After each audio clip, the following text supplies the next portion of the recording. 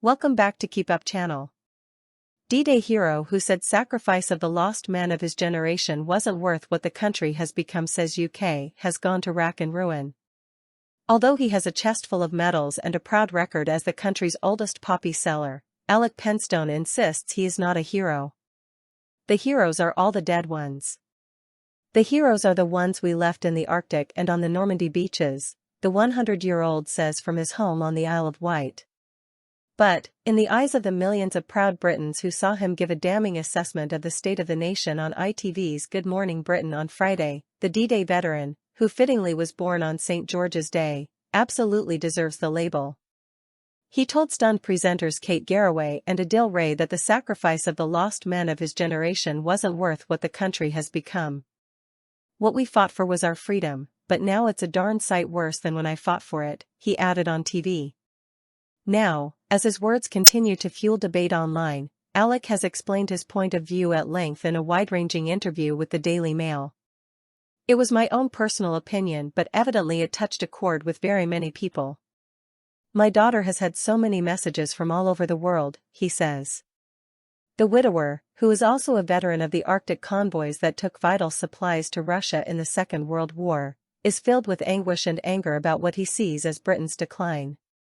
I don't know what the hell we fought for and why we lost so many wonderful men. The country has gone to rack and ruin, the grandfather of two continues. There are too many people with their fingers in the till. Faith in our country was the best thing when he was young. But nowadays there's too many people that just want their own little corner and bugger everybody else. Alec's forthright view echoes a major study this month that found that 8 in 10 Britons feel the nation is divided, up 5 percentage points from 2 years ago and 10% since 2020. The poll, by researchers at King's College London and Ipsos Mori, also showed that half of the public feel Britain's culture is changing too fast, up from a third. One particularly striking finding that chimed with Alec's lament was that nostalgia for Britain's past rose in every single age group, even among 16 to 24-year-olds. Nearly a third of people in that age bracket wanted Britain to return to how it used to be, up from 16% in 2020. Asked of his view of wartime Prime Minister Winston Churchill and how he thinks today's politicians match up to him, Alec says, "I admired him. He was a leader. And he made sure what needed to be done was done. There is no comparison whatsoever to the modern leaders. In this world today it is every man for himself. I've got no feelings for any of them."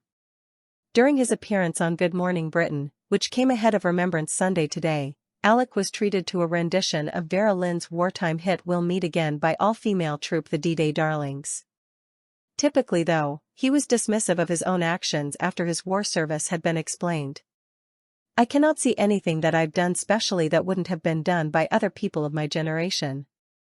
I'm just one of the lucky ones, I'm still alive," he told the ITV presenters. As he was being driven home after his outing on screen, Alec asked his taxi driver to slow down so he could salute as they passed the cenotaph on Whitehall. On several occasions he has been part of the parade of veterans who form the heart of the Remembrance Sunday service at the London Monument each year. This time though, he is staying at home and laying a wreath at his local memorial instead. Although he is now blind, Alec still lives independently and continues raising money for the Royal British Legion through his selling of poppies. He is remarkably resilient too. In March 2022, his beloved wife Gladys died aged 96. Her passing came just months before their 77th wedding anniversary. After mentioning how her ashes rest on the mantelpiece of his home, Alec says of his other half, "She gets on to me at night time asking, 'When are you coming to join me?' I say, 'Not yet, love. Sorry.'"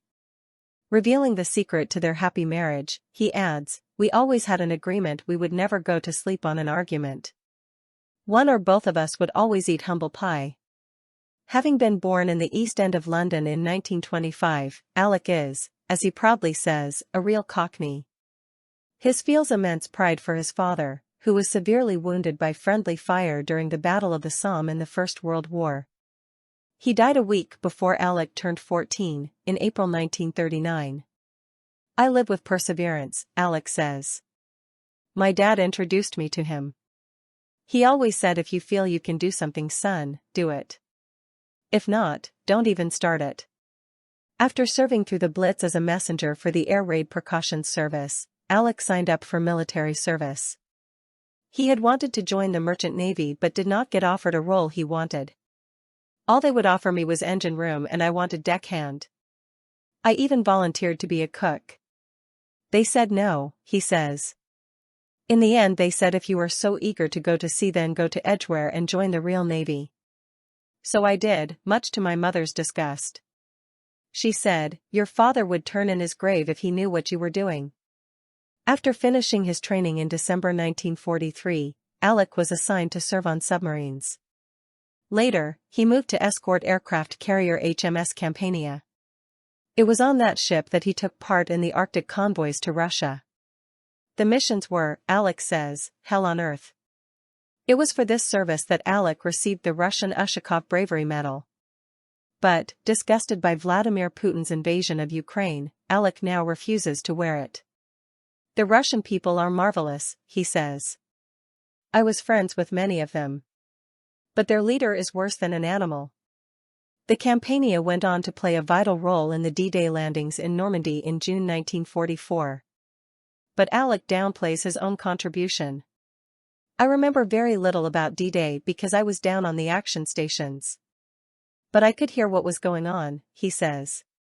Last year, he was among the contingent of veterans who returned to Normandy to mark the 80th anniversary of the Allied invasion of Nazi-occupied France. It was in France that he met King Charles and Queen Camilla. Alec, who met the late Queen Elizabeth II more than once, says His Majesty told him not to do anything silly before he turned 100. He adds, I'm so lucky. I don't know why I'm spared. I never expected to be 21 let alone 100. They say the devil looks after his own.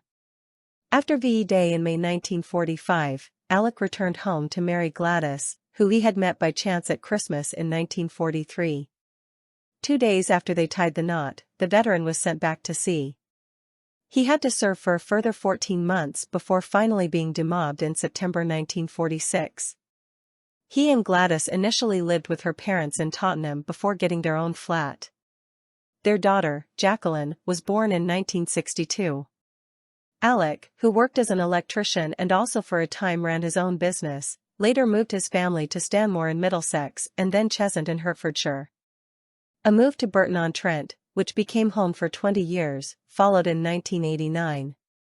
Then, in 2009, Alec and Gladys settled on the Isle of Wight. As a couple, they spent their retirement giving talks in schools about their wartime experience. Alec reiterates, I never ever expected to reach 100, I must admit, that was beyond my wildest dreams. But, despite his surprise, he keeps on going. Every Saturday and every Wednesday morning, I sell poppies. I'm the oldest continuously serving poppy seller in the United Kingdom. I have a gold medal to prove it. Source, dailymail.co.uk. Please like, share and subscribe. Thank you for watching.